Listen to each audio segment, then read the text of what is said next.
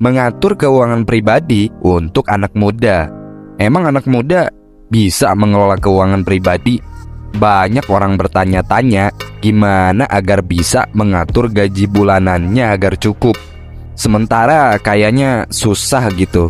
Dan mungkin heran, kok orang lain genti gadget melulu gitu. Teman sebelah udah kebeli motor baru lagi. Tetangga udah bisa bangun rumah. Kok bisnis yang lain pada maju ya? Investasi mereka orang untung besar gitu. Nah, sedangkan gue mulai aja belum. Terkadang kita orang mungkin kesel ya. Mau makan aja mikir panjang banget soal budget. Ya, semuanya sih soal pengeluaran yang selalu lebih besar dari pemasukan. Bahkan saat nggak ngerti gimana cara mengatur keuangan pribadi, apalagi kita orang buta arah, nggak tahu mau mulai dari mana. Udah hampir bertahun-tahun lamanya untuk belajar mengotak-atik keuangan supaya nggak merasa melarat melulu. Tapi kok ya seenggaknya berikut ini ada 6 prinsip mengatur keuangan pribadi buat kita orang semua. Sebelum ngomongin gimana cara mengatur keuangan pribadi, kita berstatement bahwa ini adalah zaman dimana semua orang bisa jualan. Jualan alias dagang zaman sekarang adalah cara cari uang yang paling gampang. Enggak kayak dulu, orang yang jago bicara dan tebel muka yang pada jualan tuh. Sekarang siapa aja yang punya handphone itu bisa jualan. Kayak cukup buka WA dan post di story gitu. Ya percayalah, selama tekun ngepost, pembeli akan datang dengan cepat atau lambat. Selain itu juga marketplace yang bikin program afiliasi juga membuat semua figur yang punya follower banyak itu pada menjadi pedagang. Nah sekarang persoalan yang mesti dijawab, para pembeli itu kan terkadang kebingungan juga ya ketika banyak tawaran atau produk. Ya bisa jadi ini sebetulnya peluang untuk menambah penghasilan bulanan ketika kita orang bisa membaca market. Karena ini zaman orang pada jualan. Kemudian gini, kita orang kan kebanyakan hidup konsumtif ya. Mau ini mau itu. 1 atau 2 tahun hidup kayak gitu sih ya normal. Toh masih belajar gitu ya cara mengatur keuangan bulanan. Tapi ya masa sih mau dibiarin berkelanjutan? Atau masa harus selalu melarat setiap bulan gitu? Karena orang-orang akan tetap jualan, dan lo sebagai pembeli menjadi lebih mudah untuk belanja. In the end, saat lo nggak mikir dengan cermat, uang bakalan selalu keluar. Jadi solusi yang perlu dibutuhkan adalah gimana untuk mengatur keuangan dengan bijak. Kayak belajar mengatur cash flow pribadi gitu. Bagi lo yang berada dalam usia produktif, penting banget untuk belajar mengelola keuangan pribadi sedini mungkin. Kenapa? Ya, kemampuan mencari uang itu kan terbatas, sementara keinginan nggak terbatas. Jadi untuk menyeimbangkan hal ini, kita orang perlu belajar cara mengatur keuangan pribadi. Kita orang punya masa depan, sehingga kita harus buat target keuangan pribadi itu untuk masa depan. Sekarang balik lagi, kalau hidup masih pas-pasan, ya gimana mau mikirin masa depan? Boro-boro mau memenuhi keinginan. Nggak ngutang seumur hidup aja udah prestasi besar sebetulnya. Nah sehingga penting untuk mengubah cara mengelola keuangan demi masa depan diri sendiri.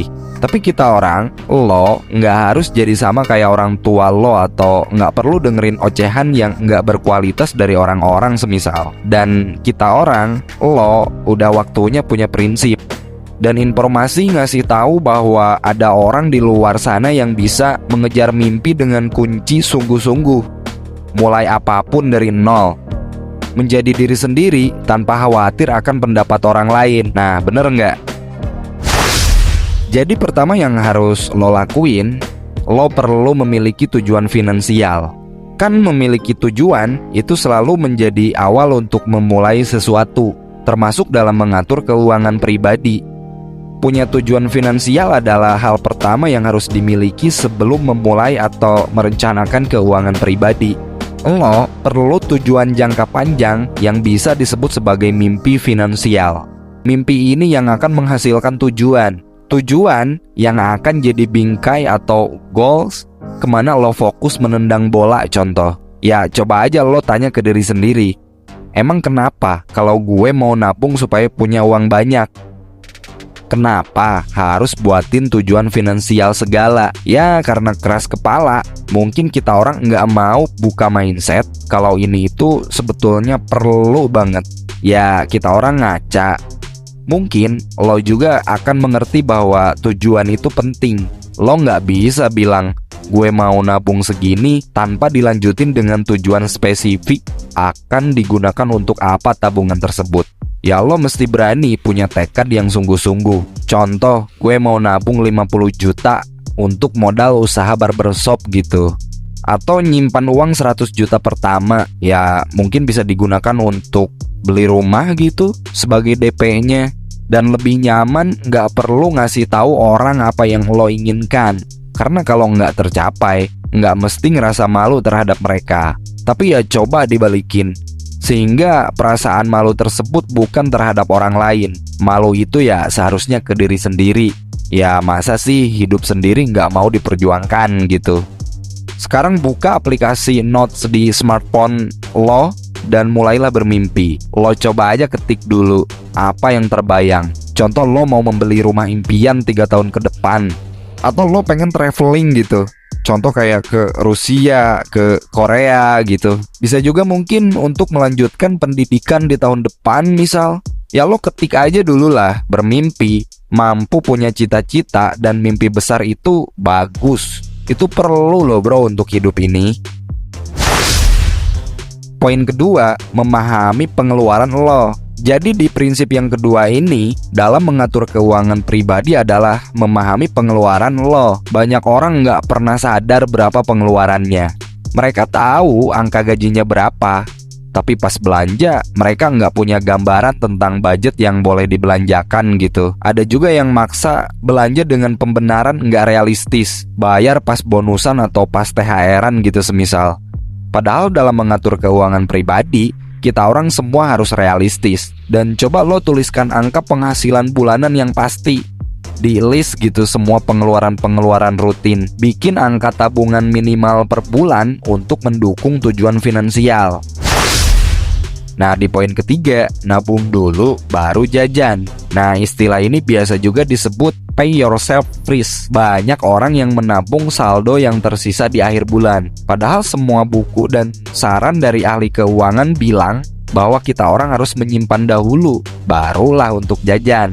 Mungkin akan lebih mudah menyimpan apa yang tersisa. Tapi cara kayak gini nggak pernah berhasil. Karena biasanya nggak ada tuh yang tersisa. Maka saat lo sudah tahu mau nabung berapa setiap bulannya, langsung sisihkan. Nggak perlu nunggu akhir bulan. Dan lo juga perlu evaluasi keuangan bulanan. Aslinya, rencana nggak pernah tepat 100%. Boro-boro 100%, 50% aja yang jalan dari rencana. Itu sebetulnya udah patut untuk applause sebetulnya. Sehingga di tengah jalan, lo perlu proses yang namanya menilai keuangan pribadi, termasuk rencana tabungan versus realisasi tabungan. Kemungkinan besar, lo nggak bisa nabung 100% sesuai rencana. Bisa jadi bulan ini 100% contoh, tapi bulan depan, malah sanggupnya 50%. Atau 2 bulan ke depannya, lo malah 0% gitu. Nah, disinilah lo butuh evaluasi. Cukup bandingkan aja rencana dengan apa yang terjadi. Fokus pada beberapa besar budget yang masih bocor. Mikirin gimana cara mengurangi kebocoran itu. Ya, saran, saat rencana nggak terrealisasi dengan baik, itu jangan disesali juga atau menyesal terlalu lama gitulah. Akui aja sempet hilap, lalu move on dan kembali berjuang untuk mengelola keuangan pribadi. Poin terakhir, lo perlu komitmen. Komitmen itu kunci, tapi sekaligus juga hal yang paling susah dipenuhi terkadang. Karena kalau nggak ada komitmen, rencana juga nggak akan berjalan. Nggak mungkin setiap hari lo kepikiran akan tujuan finansial lo yang tadi. Bullshit lah, bisa fokus pada sepanjang waktu.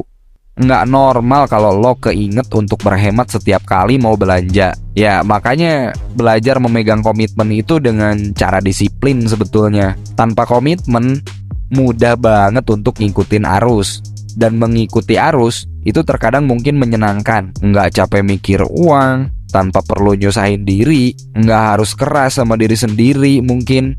Atau bisa jadi kayak orang kebanyakan. Tetapi kalau bisa nyetir hidup lo sendiri, jangan pilih untuk menjadi orang kurang secara finansial. Jadi kita orang harus percaya, punya uang itu jauh lebih menyenangkan daripada nggak punya uang.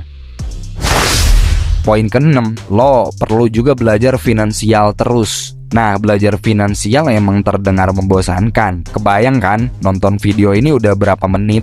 Makanya mungkin ya lo cari sumber literasi finansial yang menyenangkan gitu. Jadi balik lagi soal mengatur keuangan, dan internet adalah portal informasi. Lo bisa temukan banyak solusi tuh di sana. Ada begitu banyak aplikasi berhemat di internet, aplikasi yang ngasih cashback, aplikasi dengan promo menarik. Kayak contoh lo pengen menabung secara konvensional atau menyimpan pakai skema syariah gitu.